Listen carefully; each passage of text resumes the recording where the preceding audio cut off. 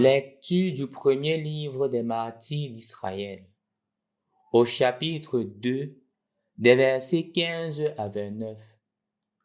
En ces jours-là, les hommes envoyés par le roi Antiochos pour contraindre les gens à l'apostasie arrivèrent dans la ville de Modine pour y organiser des sacrifices. Beaucoup en Israël allaient à eux. Mattathias et ses fils vinrent à la réunion. Les envoyés du roi prirent la parole pour dire à Mattathias: Tu es un chef honoré et puissant dans cette ville, soutenu par des fils et des frères. Avance donc le premier et exécute l'ordre du roi, comme l'ont fait toutes les nations, les hommes de Juda et ceux qui sont restés à Jérusalem. Alors, toi et tes fils, vous serez les amis du roi. Toi et tes fils, vous serez comblés d'argent, d'or et de cadeaux nombreux. Mattathias répondit d'une voix forte: Toutes les nations qui appartiennent aux États du roi peuvent bien lui obéir, en rejetant chacune la religion de ses pères, et se conformer à ses commandements. Mais moi, mes fils et mes frères, nous suivrons l'alliance de nos pères. Que le ciel nous préserve d'abandonner la loi et ses préceptes. Nous n'obéirons pas aux ordres du roi, nous ne dévierons pas de notre religion, ni à droite ni à gauche. Dès qu'il eut fini de prononcer ces paroles, un juif s'avança en présence de tout le monde pour offrir le sacrifice, selon l'ordre du roi, sur cet autel de Modine. À cette vue, Mattathias s'enflamma d'indignation et frémit jusqu'au fond de lui-même. Il laissa monter en lui une légitime colère, courut à l'homme et l'égorgea sur l'autel. Quant à l'envoyé du roi, qui voulait contraindre à offrir le sacrifice, Mattathias le tua à l'instant même, et il renversa l'autel. Il s'enflamma d'ardeur pour la loi, comme jadis Pénas contre Zimri. Alors Mattathias se mit à crier d'une voix forte à travers la ville: Ceux qui sont enflammés d'une ardeur jalouse par la loi et qui soutiennent l'alliance, qu'ils sortent tous de la ville à ma suite. Il s'enfuit dans la montagne avec ses fils, en abandonnant tout ce qu'il avait dans la ville. Alors beaucoup de ceux qui recherchaient la justice et la loi s'en allaient vivre au désert. Au nom du Père et du Fils et du Saint-Esprit. Amen. Loué soit Jésus-Christ. Chers frères et sœurs dans le Christ, nous continuons notre méditation sur le livre des martyrs d'Israël. Et nous avons la grâce de faire mémoire aujourd'hui de Saint Clément. Saint Clément qui est le 4e pape de l'Église et qui a été séduit en écoutant la vie de Jésus. Il est allé à Rome et de Rome, il a été choisi comme évêque et évêque comme pape. Et chers frères et sœurs dans le Christ, ce qui fait la spécificité de Saint Clément, c'est que pendant son mandat de pape, il a évangélisé beaucoup, il a converti beaucoup, les juifs comme les non-juifs. Il a écrit beaucoup de lettres. Et on retrouve d'ailleurs Saint Clément dans l'épître de Saint Paul, apôtre aux Philippiens, en son 4e chapitre, verset 3, où il est déjà mentionné dans la première communauté chrétienne. Mais comme toute mission apostolique n'est jamais facile, le roi, se rendant compte à Rome que les gens se convertissaient à travers les paroles de Saint Clément, à travers sa vie, exige à Clément d'offrir les sacrifices aux dieux païens. Ce que Clément refuse parce qu'il ne reconnaît qu'un seul Dieu, le Dieu révélé en Jésus-Christ.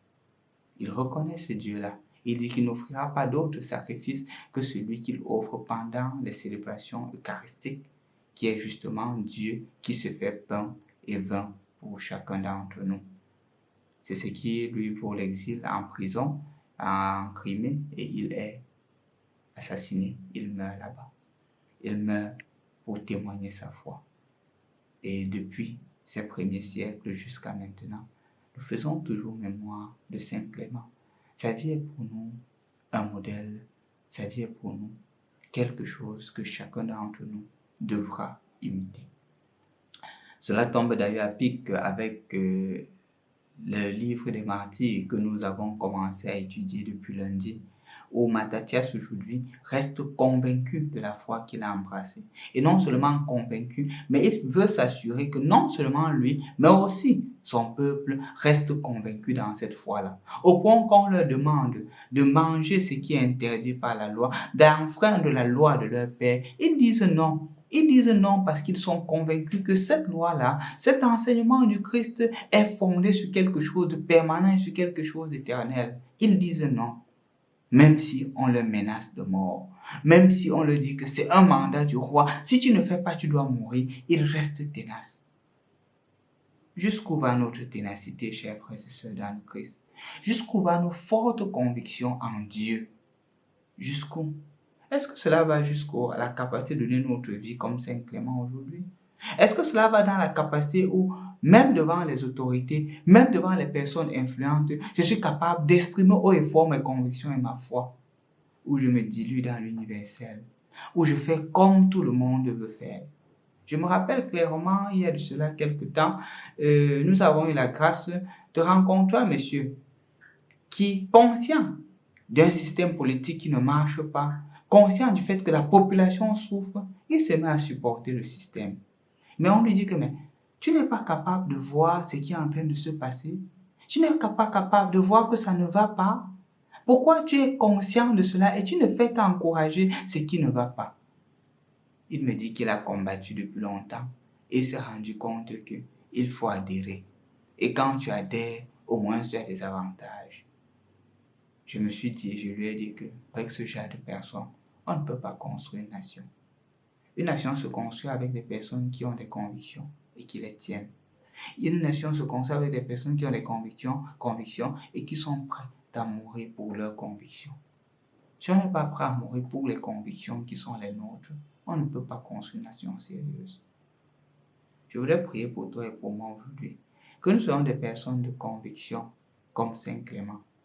Et que nos convictions ne soient pas des convictions du moment, mais que ce soit des convictions éternelles. Cette conviction, c'est d'abord la foi totale en Dieu. Dieu qui nous dit voici le chemin à suivre et que nous sommes prêts à le suivre. Dans notre vie quotidienne, sommes-nous des personnes convaincues et convaincantes de notre foi?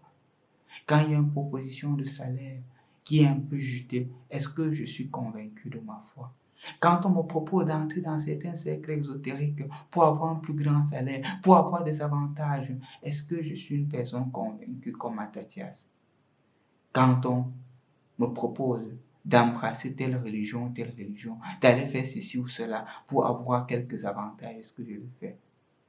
Quand on me propose d'aller dans telle maison parce que j'ai des difficultés d'enfantement ou j'ai des difficultés de trouver un garçon ou un mari, est-ce que je le fais? Ou est-ce que je me dis que je ne changerai pas la loi du Seigneur, ni à gauche, ni à droite comme Mattathias? Je vais te rappeler, mon frère, ma soeur, cette parole qui a été adressée hier par la maman aux 7 enfants. Le Seigneur a fait le ciel et la terre. Il connaît le passé, le présent et l'avenir. Ne nous détournons pas de cette conviction forte. Nous maîtrisons le présent, mais l'avenir, nous ne le maîtrisons pas. Gardons des convictions fortes en ce Dieu qui nous a aimés, qui nous aime et qui nous aimera toujours. Les autres choses du monde, nous ne les maîtrisons pas. Nous sommes convaincus que notre Dieu, lui, il est fidèle. Là, nous pouvons baser notre foi. Au nom du Père et du Fils et du Saint-Esprit.